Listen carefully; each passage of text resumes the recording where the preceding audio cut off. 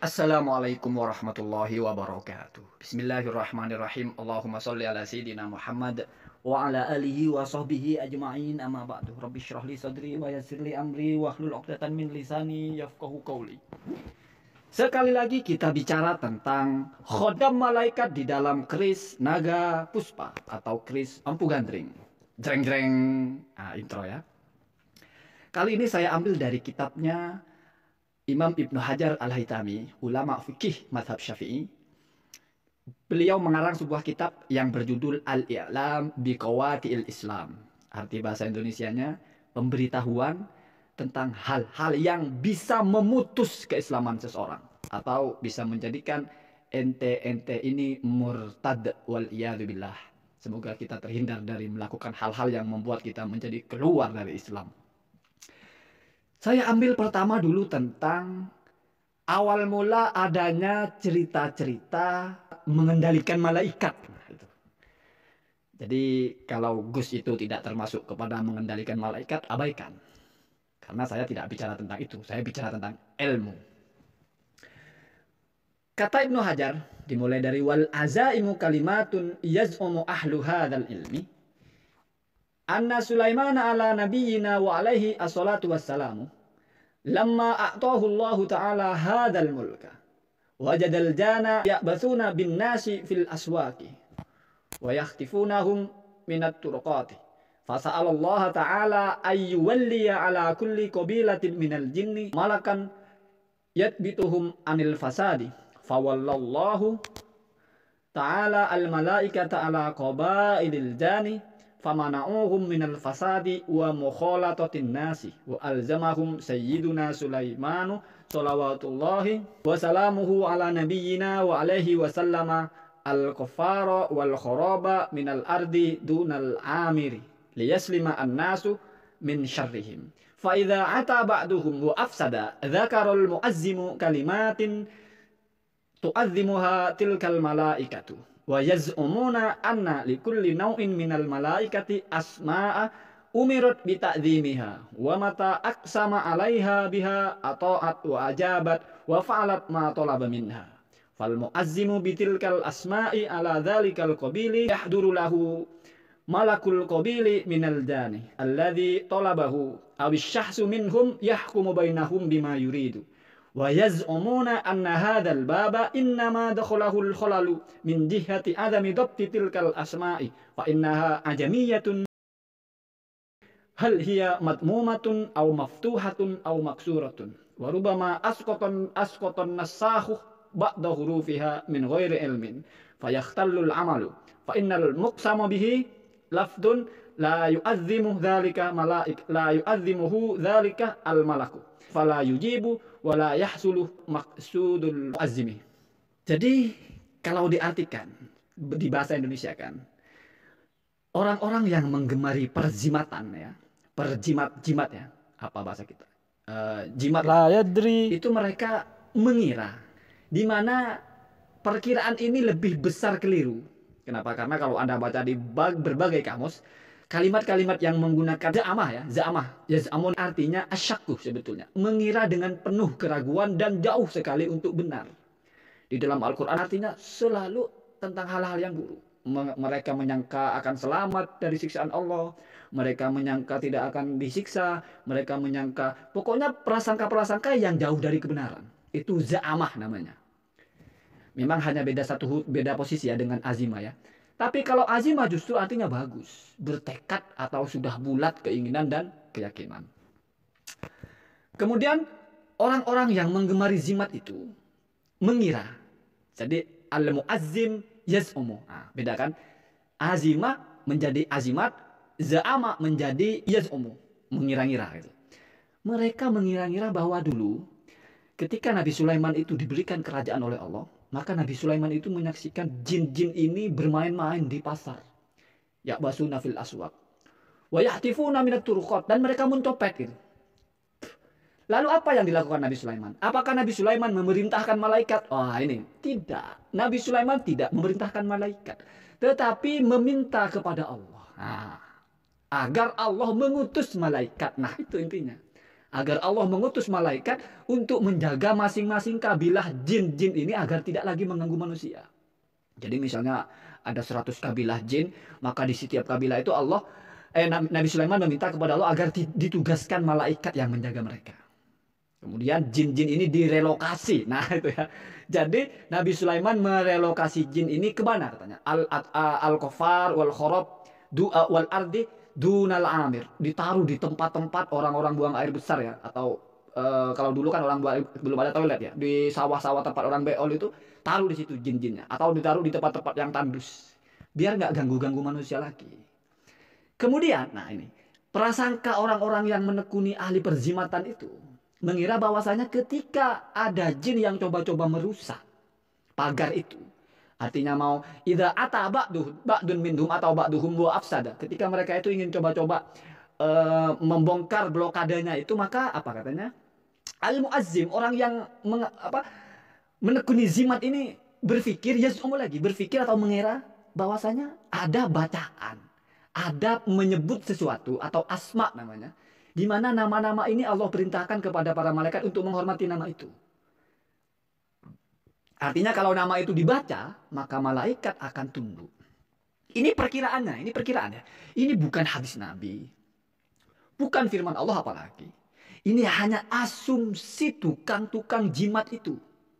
Kalau mereka menyebutkan sesuatu, nanti malaikat bisa mereka atur. Karena malaikat akan datang dan akan akan taat dengan apa yang mereka perintahkan. Itu awal mulanya ada bahasa orang mengendalikan malaikat. Ibnu Hajar menggunakan bahasa yaz'umu, mengira, mereka itu mengira gitu. Jadi apa bahasanya ya? Persepsi mereka gitu ya. Ya mungkin ini kan dari zaman dulu ya, mungkin sampai zaman sekarang masih ada hal-hal semacam itu. Tetapi mereka juga dari generasi ke generasi juga berpikir bahwasanya ketika semakin kesini kok nggak mempan lagi. Karena ternyata nama-nama itu sudah berubah. Karena nama-nama itu atau yang disebut untuk sesuatu yang diucapkan lah atau disumpahkan lah untuk bisa mengendalikan malaikat itu tertulis atau terbuat dari bahasa ajami, bukan bahasa Arab. Sehingga la yudri, tidak diketahui. Madmunuhu, maftuhuhu, maksuruhu, bagaimana dibaca rofaknya, bagaimana dibaca nasobnya, bagaimana dibaca jernya. Jadi tidak jelas bagaimana bacaannya. Dan mungkin juga sudah dirubah atau dihapus. Dalam bahasanya Ibnu Hajar yang ditulis itu, warubama, dan mungkin saja gitu. Mungkin saja telah dirubah ya. Atau telah di an-nasah itu orang-orang yang suka merubah-rubah itu. Hurufnya sudah dihilangkan. Sehingga faktanya sekarang kalau itu dibaca nggak efektif lagi. Ini prasangka mereka. Jadi memang sejak dulu sudah ada orang yang menyangka dengan membaca satu mantra lah bahasanya. Yang jelas mantra ya. Kenapa? Karena ajam bahasanya. Bahasa ajami bukan bahasa Arab. Bahasa itu cuma dua. Kalau nggak bahasa Arab ya bahasa ajami. Gitu saja. Non Arab. Ya kita nggak usah protes tentang itu ya. Sudah jelas itu.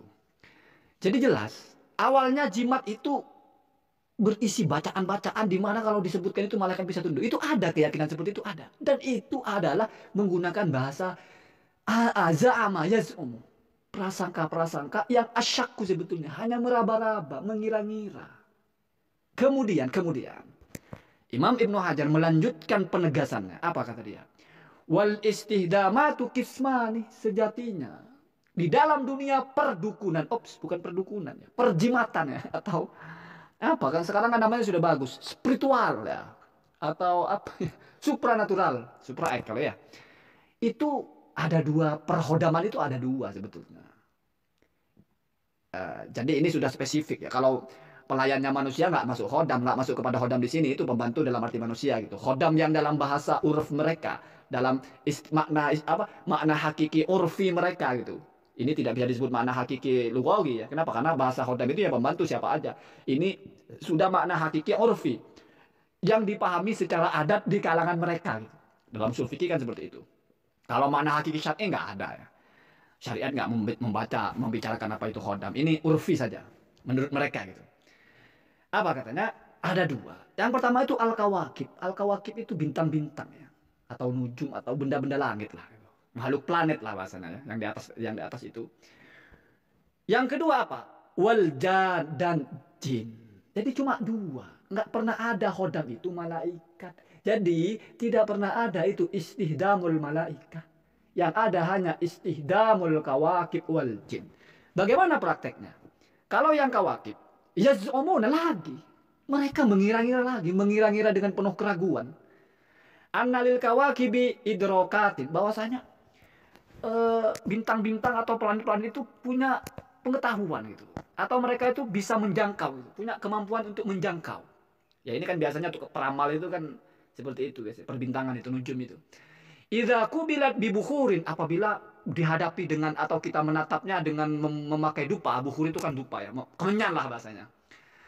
Kemudian watuliya syai'un khasun, lalu dibacakanlah mantra-mantra tertentu alalladzi yubashiru al-buhuro, oleh orang yang sedang membawa bukhur itu, membawa kemenyan itu.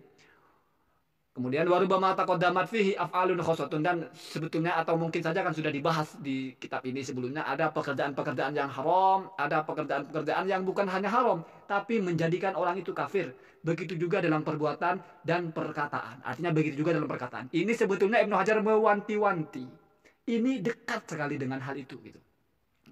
Salah satunya adalah ketika memperlakukan kawakib itu, menyampaikan kalimat-kalimat kepada kawakib itu sebagaimana kalimat-kalimat yang disampaikan kepada Allah.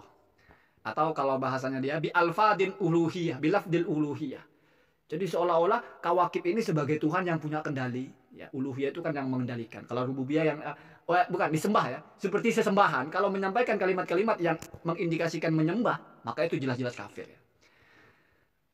Lanjut. Kemudian wa huwa kufrun sharihun yunadihi bilafdil uluhiyati wa nahwi dzalika. Wa minha ma huwa ghairu muharramin. Ada juga perbuatan yang tidak haram. Artinya ya kita sebut-sebut saja ya, wahai bintang saja. Tapi tidak seperti seolah-olah kita menyembah.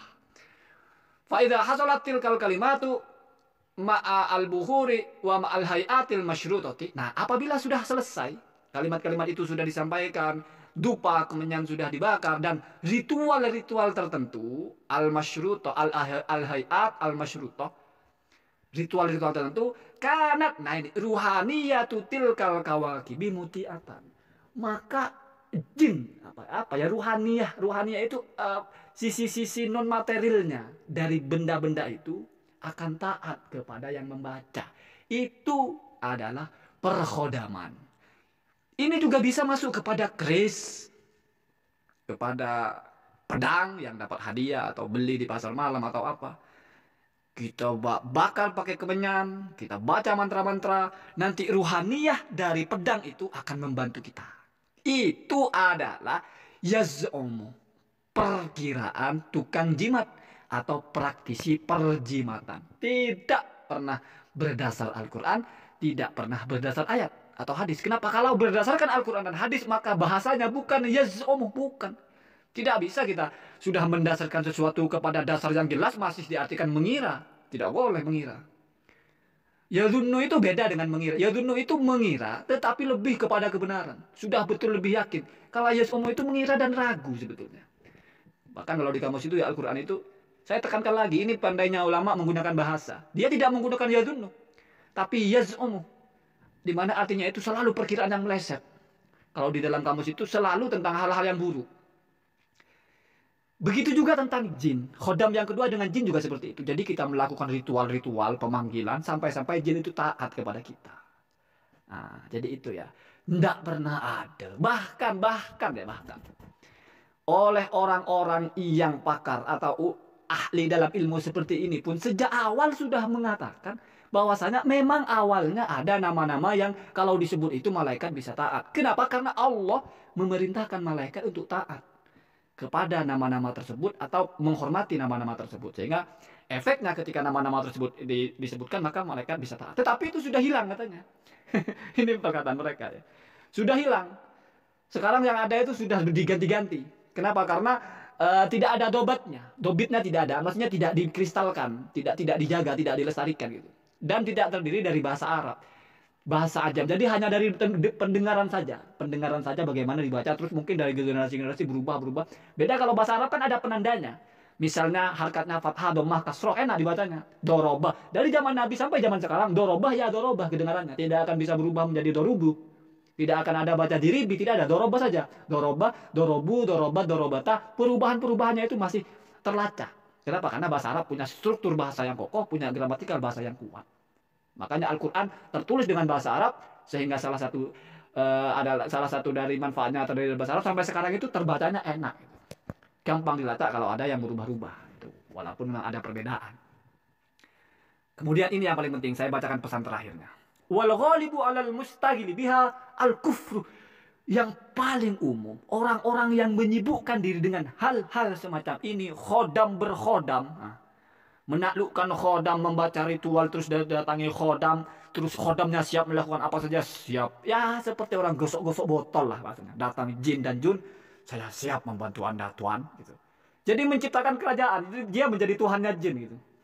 Apa katanya? Wal ghalibu fihi al-kufr. Biasanya hal-hal semacam ini adalah mengakibatkan kekafiran.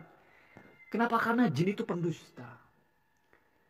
Jin itu pendusta. Kalau Anda pernah simak ceramahnya Gus Baha, kepada Nabi Sulaiman saja memang tunduk karena kalah, tapi tipu muslihatnya itu tidak pernah hilang. Ingat, tipu muslihatnya jin itu tidak pernah hilang. Selalu ingin menjatuhkan. Kenapa? Karena ya, misalnya jin muslim, dari mana tahu jin muslim jinnya pendusta gitu kok? Ya apa bedanya? Dia jin kafir ngomong muslim kan selesai persoalan. Tapi itu lain ya. Yang paling penting apa katanya? Wala yastaghilu bihi, dan tidak akan menyibukkan diri dengan hal seperti itu. Muflihun, orang yang beruntung. Mafhum mukhalafahnya, yang menyibukkan diri dengan hal semacam ini orang buntung, tidak beruntung. Penting ini penting. Wala yastaghilu bihi, dan karena ini ataf ya. Dan juga tidak akan menyibukkan diri dengan hal-hal berbau klinik, khodam berkhodam, entah khodam di dalam keris, entah khodam di dalam apa saja. Musaddidun nadri. Musaddid itu musawwid, benar gitu. Wal yaqulu qaulan sadida, dan ucapkanlah perkataan yang benar gitu. Jadi musaddidun nadri itu artinya musaddidun nadruhu, orang yang cara berpikirnya itu benar. Cara berpikirnya itu lurus, sesuai standar orang berpikir waras. Jadi tidak ada orang-orang yang berpikirnya normal, waras, cerdas itu menyibukkan diri dengan hal-hal semacam itu, tidak. Ini kata Ibnu Hajar, bukan kata saya. Dan yang terakhir, wafirul akli, orang yang banyak akalnya, artinya yang sempurna. Jadi kalau dibaca terbaliknya atau mafhum mukhalafahnya, kesimpulan terbaliknya, orang yang menyibukkan diri dengan dunia khodam berkhodam, baik berkhodam kepada bintang, mencari khodamnya bintang, mencari khodamnya cincin, mencari khodamnya keris, mencari khodamnya batu, mencari khodamnya keris, apalah saja itu. Itu adalah orang-orang yang tidak beruntung, orang-orang yang cara pandangnya rusak, dan orang-orang yang akalnya sedikit. Itu. Kenapa? Karena bahasanya la yastaghilu bihi al-muflihu al-musaddidu fi nadrihi wal wafiru fi aqlihi. Tidak akan pernah orang menyibukkan hal itu kalau orangnya itu beruntung, orangnya itu cerdas cara pandang, dan orang itu akalnya banyak gitu, pintar lah. Sebaliknya yang menyibukkan yang tidak seperti itu. Zaman itu sudah maju. Melawan santet, melawan dukun dan sebagainya itu. Teruskan. Saya mendukung orang melawan santet, tapi saya tidak mendukung kalau bertarungnya harus dipertontonkan. Ya santet ini kan sesuatu yang hal yang tidak nampak. Kalau sakti sih tidak perlu didatangi ya. Tapi kalau mau mendatangi sekaligus buat YouTube ya nggak apa-apa lah. Nggak ada persoalan. Toh katanya kan itu bisa saja hiburan saja sebetulnya. Bukan tuntunan tapi tontonan saja gitu. Hiburan beriklan lah bahasanya. Jadi saya yakin ada orang-orang yang membasmi santet itu tapi nggak pakai YouTube. Dia bertarung, benar-benar bertarung itu ada. Santet itu kan kok, maksudnya kok itu tidak nampak. Bertarungnya itu nggak pakai gerbek-gerbek begitu, mungkin. Tapi mungkin bertarung secara hizib bahasanya ya. Bertarung menggunakan hizib, doa. Ya. Menggunakan hizib di mana Allah nanti bantu dengan menurunkan malaikat membasmi mereka gitu. Nggak langsung pakai tongkat. Habu. Tapi kalau mau yang seperti itu silahkan. Dan Allah wa yakum ajmain. Assalamualaikum warahmatullahi wabarakatuh.